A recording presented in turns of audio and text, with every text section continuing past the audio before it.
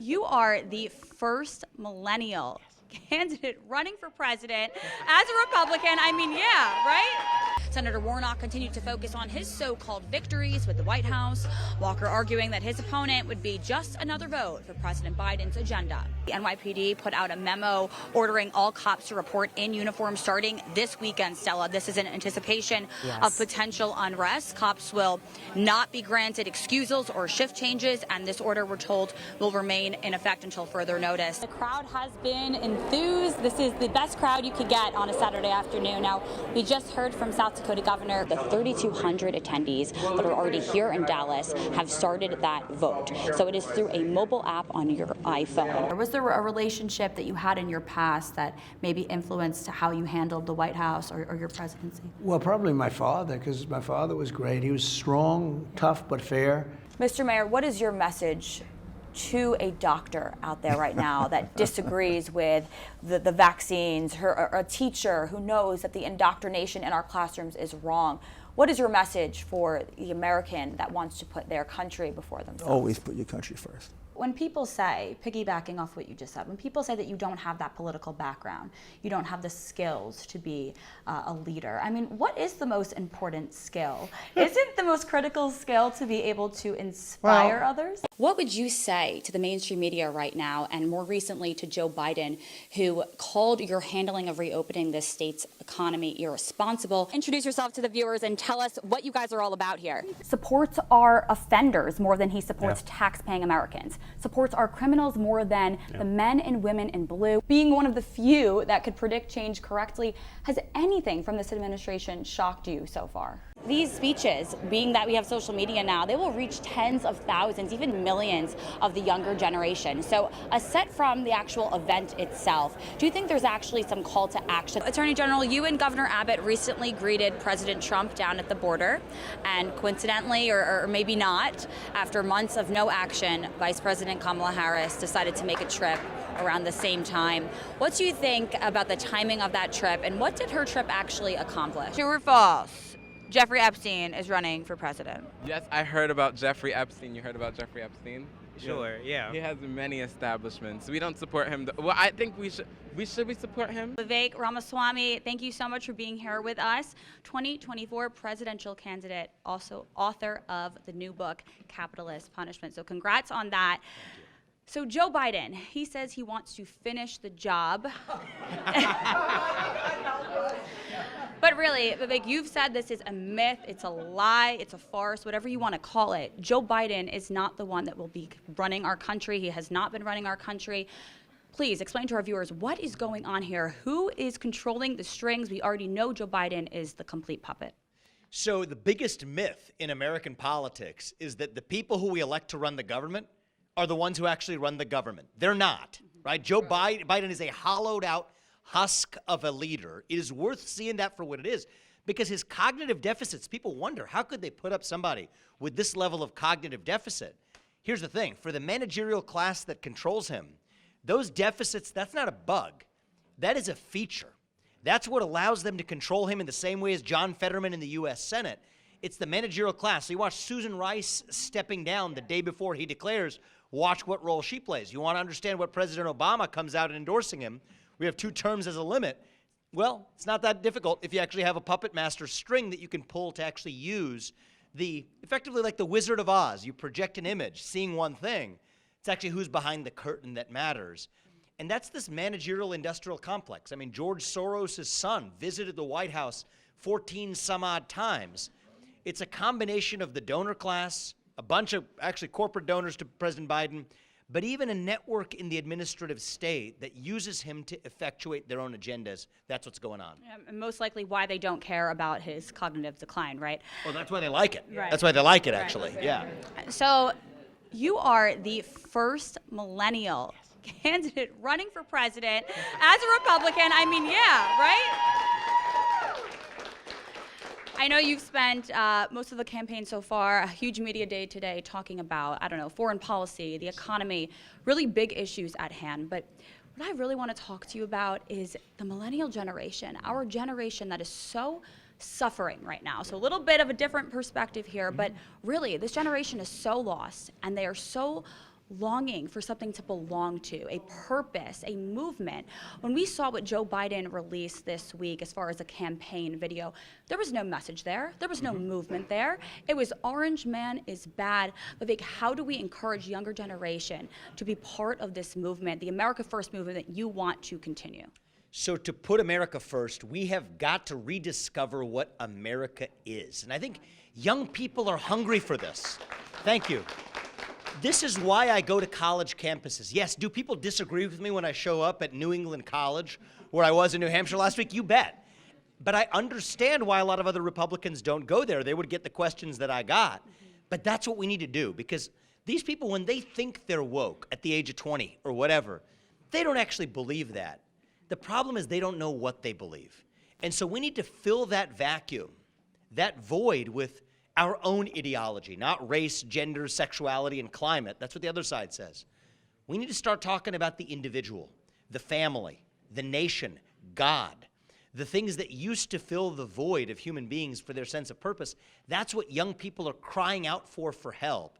It's like what we see with the transgender movement, right? When a kid says that my gender doesn't match my biological sex, what are they really saying? They're saying, I'm confused. I'm going through a difficult time. I'm crying out for help, not for surgery or chemical castration. So what we need to do as adults in the conservative movement is actually to have a spine and lead, not just call out the hypocrisies, which I've been doing. We got to do that. You have to actually stand for something. You have to stand for something and an inspiring vision that young people in this country are starving for. This is our opportunity to deliver it to them like Reagan did in 1980. That's what I'm setting out to do in this election. And if we do, I think we win in a landslide, and I'm looking forward to that. So, very quickly, I know most of the folks here today saw the interview with former CNN host Don Lemon. But really, there is such a fear right now in this country, and I know that you've spoken about this, and you have just been such a breath of fresh air for so many of us, and the younger generation especially. But there's such fear right now in this country of speaking out, of having a healthy, open debate. It's almost not allowed anymore. How do we get rid of that? How do we actually encourage not only the younger generation, but just healthy debate in general? Well, we got to practice what we preach. We get in rooms like this, we got to start talking openly again. Yeah. I think that's what we're missing in the country, where if you want to know how well we're doing as a country, I'll give you one metric for that, okay? It's the percentage of people who feel free to say what they actually think in public. That's actually what measures the health of any democratic society, especially this country. We're doing poorly, but we can do better. Fear has been infectious across the country. There's this culture of fear. It's what Don Lemon was trying to impose on me, saying that effectively you're a racist if you're expressing a view about actual U.S. history, but saying it without black skin. And you know what? There's no greater damnation in America than to be called a racist, but we can't buckle to that fear. I think fear has been infectious. Courage can be contagious too. It just requires more of us to be courageous, and that's what I'm trying to do every day. Power in numbers, absolutely. And we're here in New York, where I think there's thousands of closeted Republicans. And they're coming out. Yes, they are. Really quickly, tell us where we can get the book. So you can Google Capitalist Punishment. You can get it on Amazon, anywhere you buy books. Vivek Ramaswamy, thank you so much for giving us that hope. I appreciate that. It's good to see you again.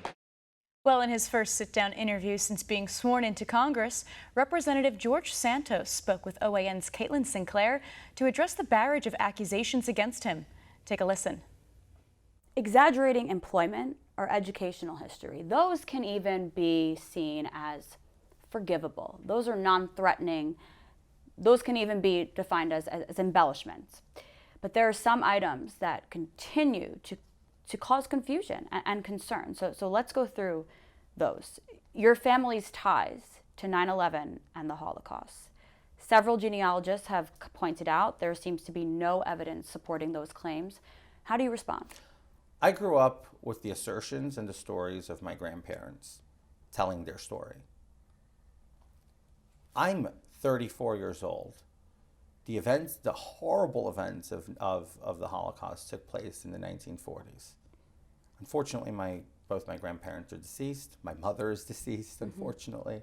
I can't tell you other than these are the stories I grew up with. What was the story you grew up with? The stories is, as I've always made it clear, My grandfather is originally from Ukraine, moves to Belgium, meets my grandmother, start a family, migrate to Brazil. Now, forged documents and all of these things were a very common occurrence during that, in the name of survival.